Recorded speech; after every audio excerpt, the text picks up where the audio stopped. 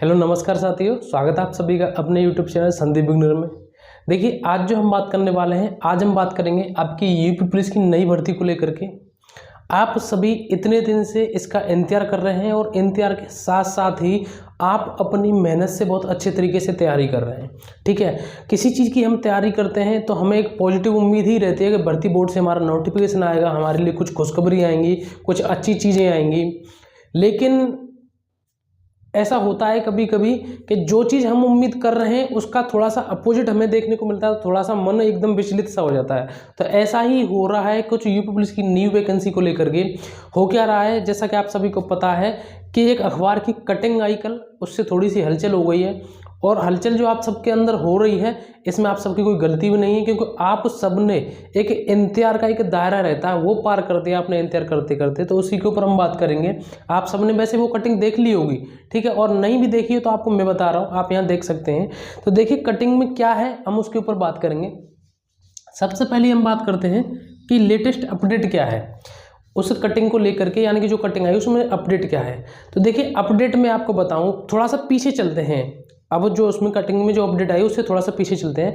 आप सबको पता है कि एक टाइम था 15 जुलाई का, इसी 15 जुलाई 2023 की बात कर रहा हूँ, जब 15 जुलाई का एक टाइम था। 15 जुलाई की लगभग सभी न्यूज़पेपरों में निकाल दी गई थी वह कि 15 जुलाई के आसपास, यानी कि आप मान सकते हैं 15 जुलाई को नोटिफिकेशन आ जाएगा, यानी कि अध्याचन आ जाएगी। ये सभी विज्ञापनों में निकाल दी गई थी और उसके ऊपर सभी ने वीडियो बनाई थी और मैं भी उनमें एक शामिल था, मैंने भी उसमें वीडियो बनाई थी। लेकिन हुआ क्या, 15 जुलाई भी निकल गई और कुछ भी देखने को नहीं मिला। इसी के साथ साथ एक सारी चीज़ें और चल रही थी भर्ती बोर्ड की ओर से कि नोटिस निकाले जा रहे थे एग्जाम को लेकर के, फिजिकल को लेकर के और उनकी जो टेक्निकल चीज़ें हैं उनको लेकर के। ठीक है, 15 जुलाई निकल गई। कंपनी और यूपीएसआई इस भर्ती के ऊपर अभी हम बात करेंगे। सबसे पहली बात मैं बताऊं कि अब ये जो अपडेट आई है उसमें न्यूज़पेपर में, उसमें बताया गया है कि भर्ती बोर्ड को कंपनी नहीं मिली है। ठीक है, जो कि हमें और आपको बिल्कुल यकीन नहीं हो रहा था इस बात पर, यानी कि हमें लग नहीं रहा था कि कंपनी नहीं मिली है। मैंने भी वीडियो में आपको बताई थी कि कंपनी लगभग आप ये मान करके चलिए अब आपको मिल गई, और आपको भी लग रहा था मिल, क्योंकि कंपनी के लिए इतने सारे जो उन्होंने फिजिकल के लिए निकाला था नोटिस, उससे लग रहा था कि इनकी एग्जाम की जो तैयारी है वो पूरी हो चुकी है, इसके बाद आप ये आगे बढ़ रहे हैं फिजिकल को। लेकिन अब जाकर के पता चला कि इनको कंपनी नहीं मिली है। और जो मैंने आपको पहले बताई थी कि इनको एक टीसीएस की कंपनी मिल गई थी, ठीक है, तो वो बात आप आज यहाँ देख सकते हैं अखबार में कि इनको टीसीएस कंपनी मिल गई थी। उस टाइम पर आप ये भी कह रहे थे मुझसे कमेंट में कि आपने वैसे ही बोल दिया, लेकिन वो सच था जो मैंने बताया था कि टीसीएस की कंपनी मिल गई थी। लेकिन अब टीसीएस की कंपनी भी पीछे हट गई है। उसका रीजन है कि एक यूपीएसआई की वैकेंसी जो आई थी, आपको पता है उसमें कुछ धांधलेबाजी हुई थी और उसमें कंपनी का नाम खराब हुआ था। और नाम खराब ऐसे नहीं कि मतलब वैसे हो गया, ये चीज़ें हुई थी गवर्नमेंट की ओर से, जिन्होंने नकलबाजी की थी उन पर एक्शन भी लिया गया। ठीक है, तो इस वजह से टीसीएस को ये डर लग रहा है कि हमारा नाम खराब ना हो जाए, क्योंकि आपको पता है कि जो भी कंपनी एग्जाम कराती है, किसकी कंपनी है, किसने कंपनी बनाई, कितना टर्नओवर, कोई नहीं जानता। अगर कोई जानता है तो सिर्फ उस कंपनी का नाम। तो इन चीज़ों में कंपनी का नाम खराब होता है। कंपनी के नाम के पीछे कंपनी करोड़ों और अरबों रुपए खर्च करती है, तब जाकर के अपनी उनकी एक ब्रांड बनती है। तो वो नहीं चाहती कि किसी भी तरीके से उनकी इमेज खराब हो, तो इस वजह से कोई भी कंपनी आगे नहीं आ रही है। तो ये लेटेस्ट अपडेट है और उस अखबार में सीधे सीधे अभी बात ये कही गई है कि अभी भर्ती के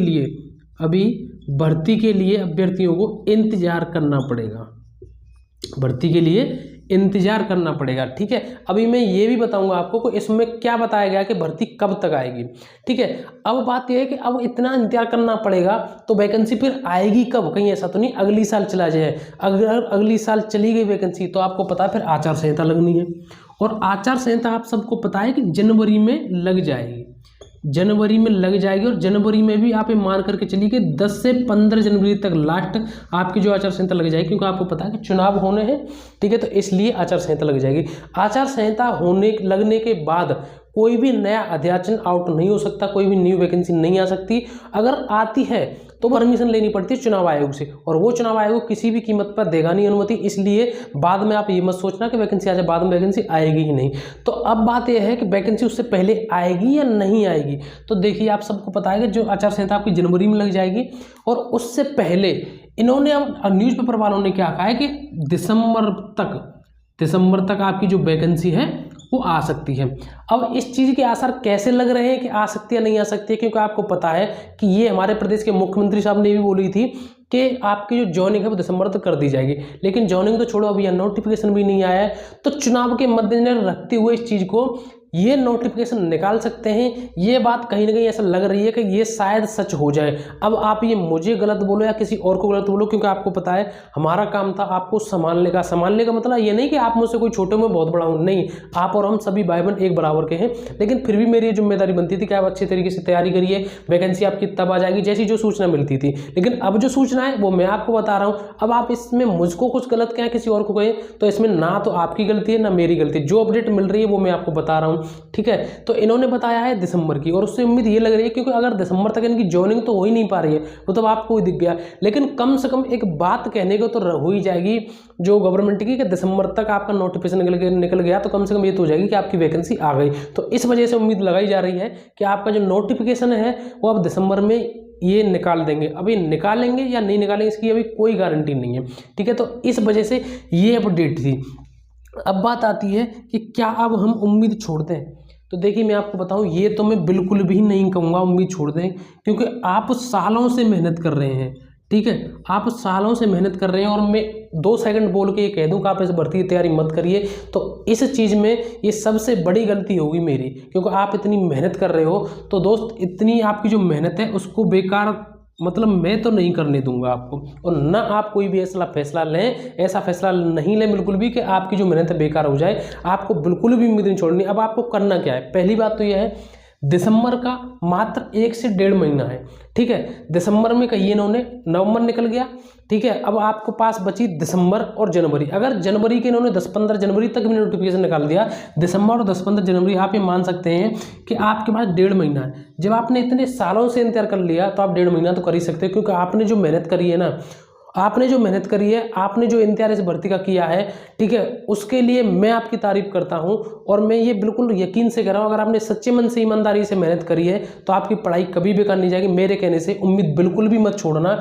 आप तैयारी जिस तरीके से कर रहे हैं उसी तरीके से आप तैयारी करते रहिए, और उसी के साथ साथ आप सबको पता है किसी भी तरीके से उम्मीद नहीं छोड़नी। आपको पता है SSC GD की भी वैकेंसी आई है, इस बार SSC GD की वैकेंसी आई है, SSC GD की, और उसमें CISF के ही हैं 11,000 पद, तो ठीक है। उसमें आप सबको पता है CISF के ही उसमें 11,000 पद हैं।